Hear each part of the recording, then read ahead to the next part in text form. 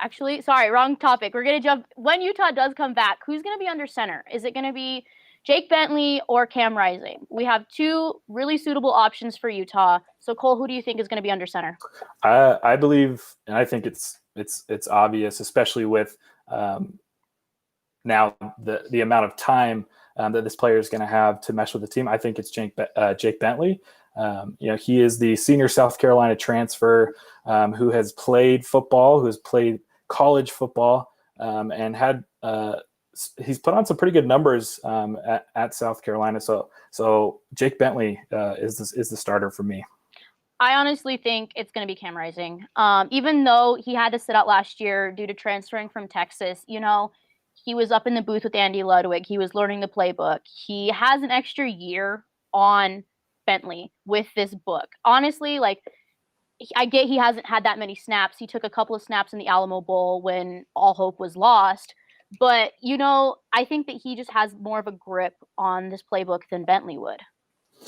Well, I think that's true to this up to this point. But with the season being canceled, you're giving Bentley, and I understand you're giving Rising more time as well. But I just think experience is going to trump all here. I mean, just looking at some of Bentley's stats at South Carolina, he had a 63.3% completion percentage, over 7,000 yards. He averaged, which in the 3 seasons he's there is almost 2,500 yards a season, 54 touchdowns. So we're looking at 18 a season and 30 interceptions. So about 10 every season of football. When it comes down to it, I'm going to take a guy who has played a lot of football, who's taken snaps, especially the fact that Jake Bentley seems to be the better passer. And Utah has got just an absolute onslaught of offensive weapons, especially at the wide receiver positions. Yeah, and you got to look at with Rising, Britton Covey was with him for most of the season after Covey decided to take his redshirt year. So there's got to be a bond between the two of them in that capacity. Also, Rising practiced with the team all year. He played scout team quarterback. I just think that he is the heir apparent to the quarterback position, filling in that hole that was left by Tyler Huntley. It's just, I can see why people would say that Bentley is going to be the smarter option because he has the experience, especially playing SEC football.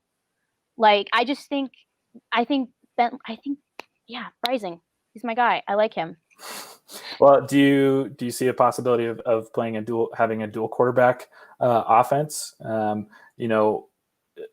We've gotten used to Tyler Huntley the past couple of years, and with Tyler, the passing game wasn't his strong suit. We obviously with Moss behind him, we're gonna put the football in Moss's hands. But I think what Whittingham is looking to do is potentially transition a little bit to more of a passing game for whenever the next season happens, because of the weapons that are on offense, as far as guys that are catching the football.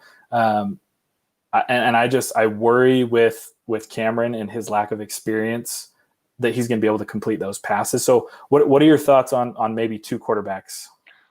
I honestly don't see Andy Ludwig doing that. When you have two very viable options at quarterback, you got to pick one. Someone's going to get upset about not being the starting quarterback, but at the end of the day, that's how the game plays. And honestly, I don't think whoever the quarterback's going to be is going to shift who gets touches on the ball. Brant Keithy has kind of set himself out as one of the best tight ends in the country at this point. So I don't think that whoever's under center might affect that. We have very talented wide receivers who are going to catch the ball. So. Yeah, Sammy, you're touching on Keithy. It looks like we have a question from Ryan Root on the chat. He asked, how do you think a new quarterback is going to affect Keithy's production? I think Keithy, if I'm going to rank my offensive weapons, the guys that are catching the football for the Utes, Britton Covey's a big question mark for me. And so I got Keithy at that number one spot, regardless of who's taking the snaps. I do trust Jake Bentley more to put the ball in Keithy's hands more consistently. But I think it doesn't really matter who's taking those, especially because we've also lost our superstar running back in Zach Moss. I do think that when football takes place, Utah is going to be more of a passing offense than we've seen in the last couple of years. And so I think Keithy's production is going to go up regardless of who's taking those snaps. Yeah, I agree, Cole, with that. I think Keithy is one of my top 2 receivers that Utah has. The other one being Brian Thompson. Brian Thompson has proven himself to be that deep threat that Utah has kind of lacked in years past. So I think that having both Keithy and Thompson healthy for the entire season, I don't think it really is going to matter who's behind center with that.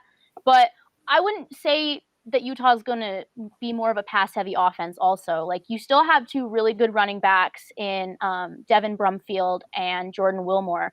And I think that they're working. They're workhorses. I think that Utah is going to be still I don't think it's going to be as run-heavy as we've seen in years past, but I think it might be a 50-50 split on the run-pass option for Utah. Yeah, I definitely can see that.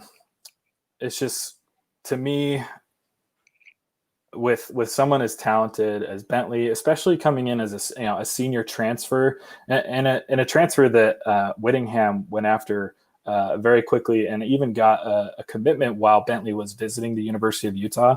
I just think passing is is his strong suit, and he's going to get that start, in my opinion. And so I think we might start to see the scale, lean a little bit more towards passing offense than such a heavy rush.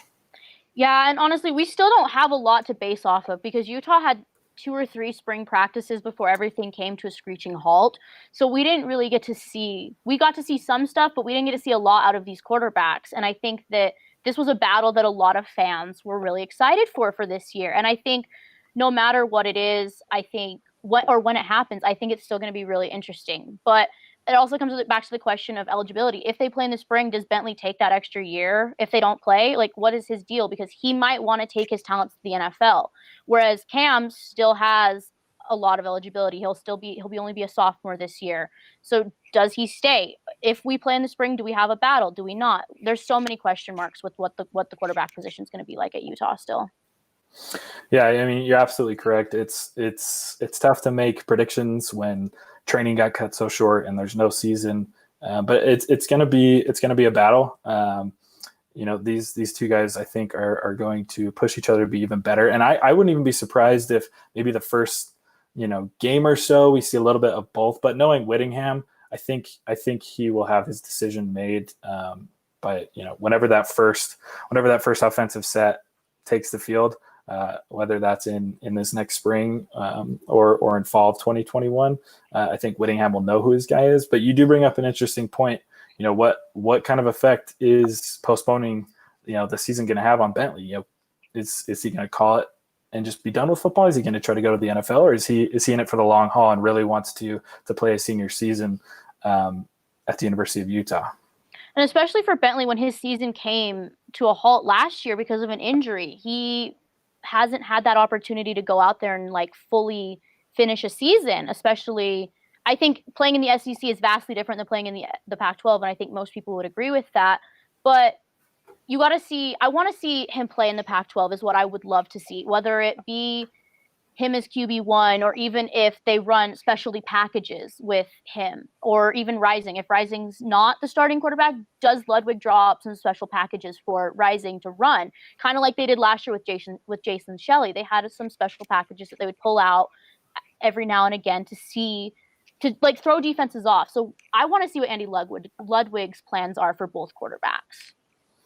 For sure. And it'll be an interesting battle to see how it goes down.